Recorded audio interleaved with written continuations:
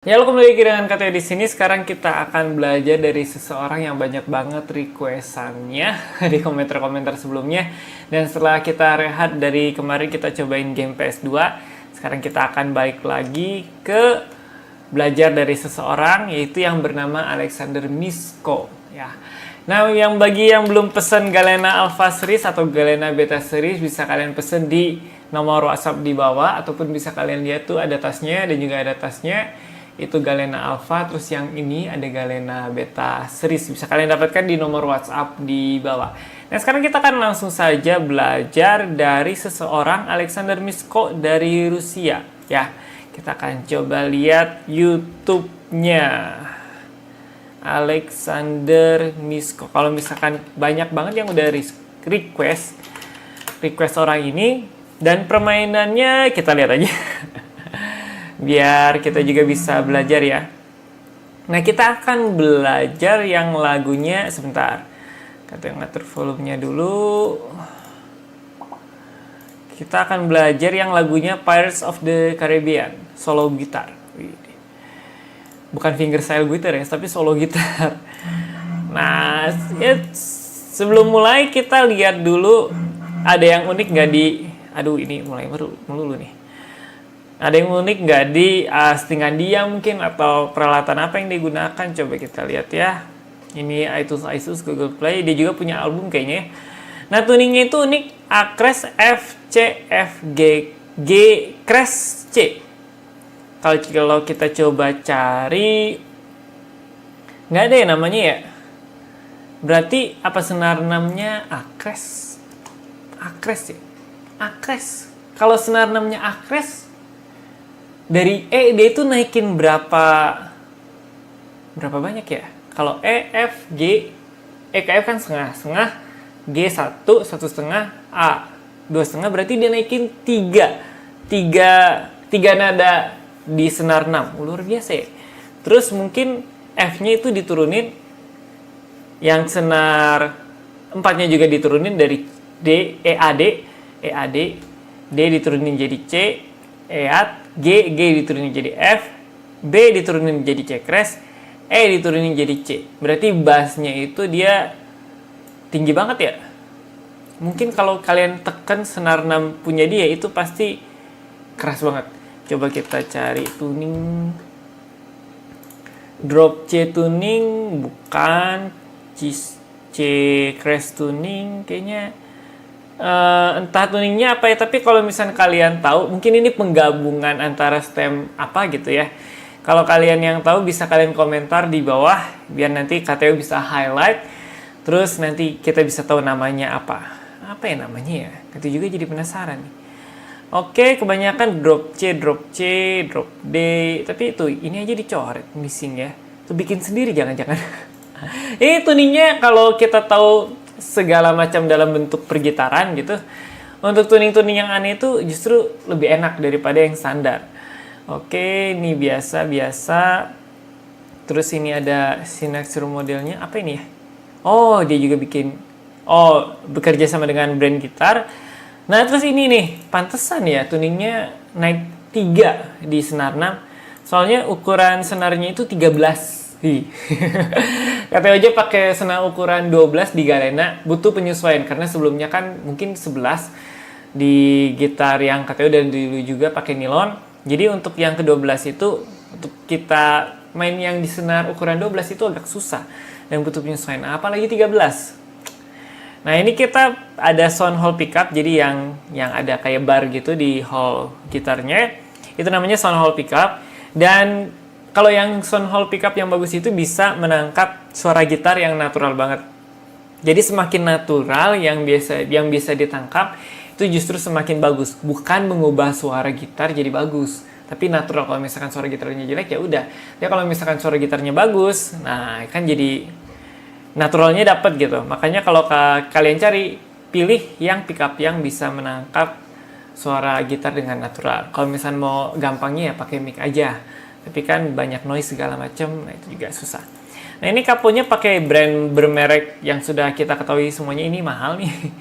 Terus amplinya dia pakai Tonewood, kabelnya, ini semuanya di endorse ya, jangan-jangan Jadi ini udah istilahnya finger stylist sukses ya. Bang Alim juga seharusnya bisa nih di-endorse banyak ini nih. Kaliannya nggak kalah kok. Oke, kita akan langsung aja belajar dari Bang Alexander Misko. Semuanya dipanggil Bang ya. Lanjut. Wah, dia pakai sumpit ya. Ini sumpit loh.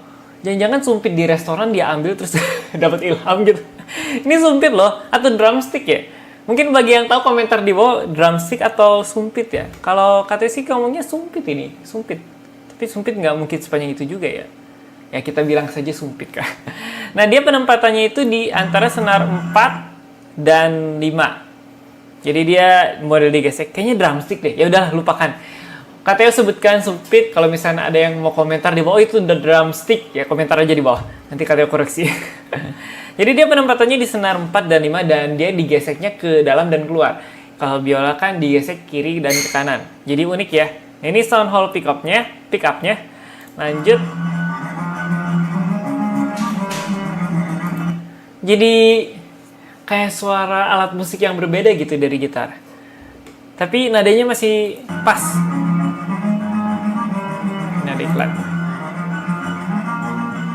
Ya dia mainnya antara senar 4 dan 5. Berarti senar 5-nya itu jalur bassnya, senar 4-nya itu melodinya. Atau kebalik ya. Ini coba kita lanjutin lagi.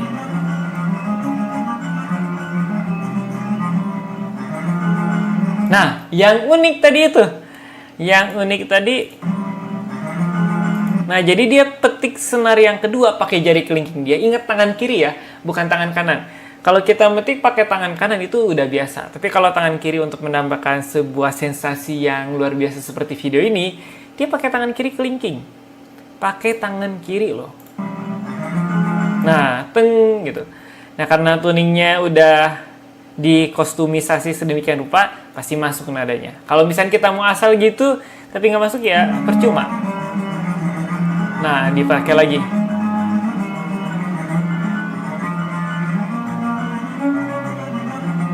Dia jangkauannya jauh-jauh loh. Jauh-jauh di antara telunjuk dengan kelingking. Tuh tadi udah jauh banget. Tadi nggak dapet nih. Sebentar ya. Nah itu. 1, 2, 3, 4, 5, 6 fret. Ya, 6 fret.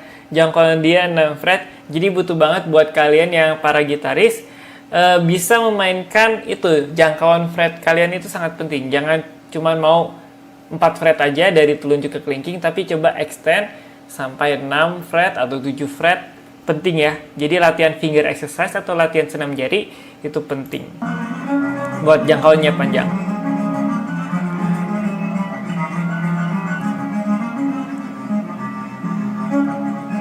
Nah ini dia mainin itu ya, mainin besar, bukan besar, keras dan pelannya dia main gitar. Ini kan masih keras. Nah, dia mulai senyap. Jadi penting juga bagi kalian yang ingin mengcover gitar ataupun ingin mengcover secara fingerstyle ataupun cover secara nyanyi gitu. Kapan kalian harus ada suasana yang agak tenang, kapan kalian suasananya agak meriah gitu. Jadi bisa membawa si pendengar itu lebih enak lagi. Lanjut ya. Kita ulang. Kita ulang. Dia ngapain ya tadi? Dia dilempar ya si sumpitnya. Dilempar entah kemana tuh lemparnya ya. Nah tapi itu lemparnya ke arah gitarnya ya. Coba kita ulang. Nah kalau bunyinya dilempar ke arah body gitar, seharusnya bunyi tak gitu. Tapi kalau misalkan sumpitnya dilempar ke arah senar, seharusnya bunyinya seperti itu. Dan kalian yang harus perlu perhatikan, dia nekan di senar bass ke-6. Berarti nggak cuman lempar doang gitu, cuman keren-kerenan, tapi ada fungsinya juga.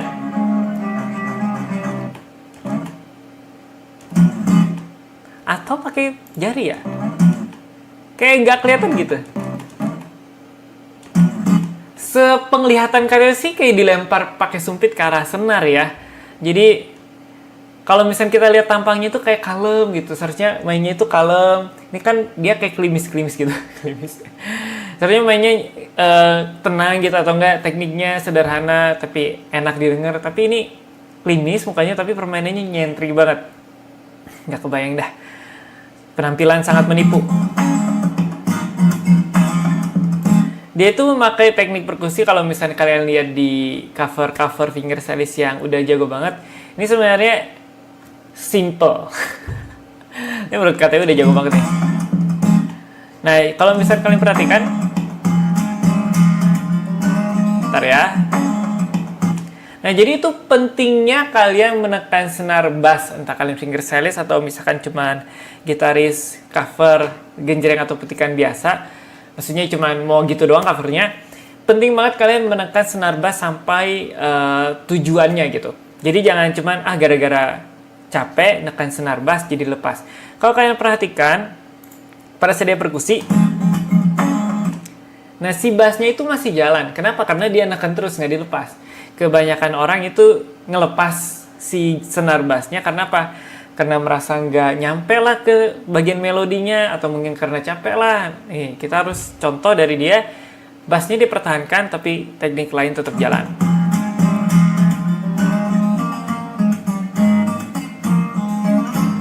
Nah, kalau kalian lihat itu dia pakai telunjuk doang ya. Jadi antara genjreng dan melodi. Kalau dia kita perhatikan jenis fingerstyle dia itu genjreng atau misalkan kayak membunyikan beberapa senar sekaligus, langsung dipetik beberapa senar ya. Jadi modelnya kayak genjreng terus melodi tapi dengan tempo yang cepat dan pas sehingga kayak petik gitu. Ya, enak ya kalau lihat orang main udah jago banget fingerstylist, itu enak banget. Ya, perkusi lagi.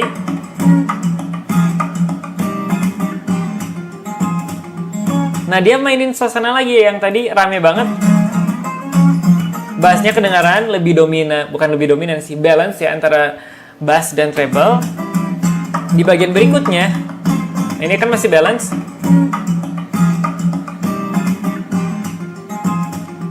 Nah, dia juga memakai bagian treble-nya aja. Tadi kalau kalian lihat cara petiknya itu udah pakai 3 jari, 4 jari ya.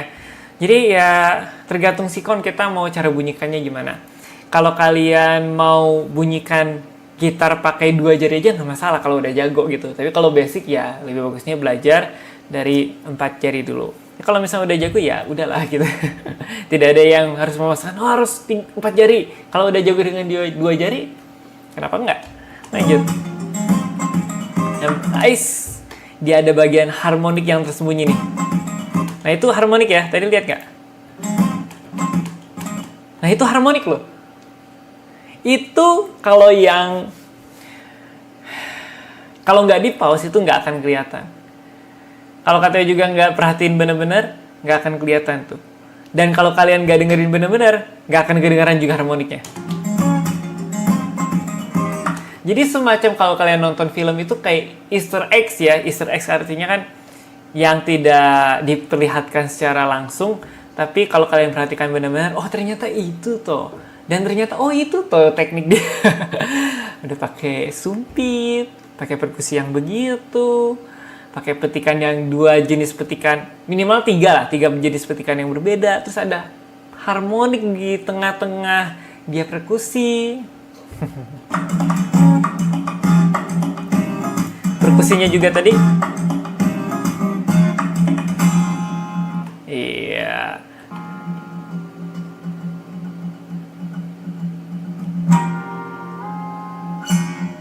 Widih.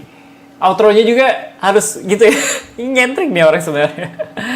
Dan tadi itu dia kayak stem itu ya. Stem, apa sih namanya? Stem gitarnya.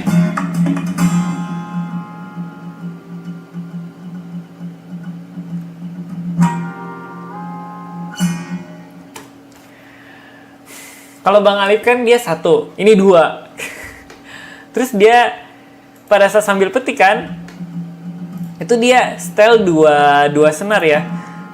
Senar 1 dan senar 2. Tujuannya lagi-lagi kalau misalkan orang jago main gitar, dan terlalu jago main gitar. Setiap gerakan dia ada tujuan.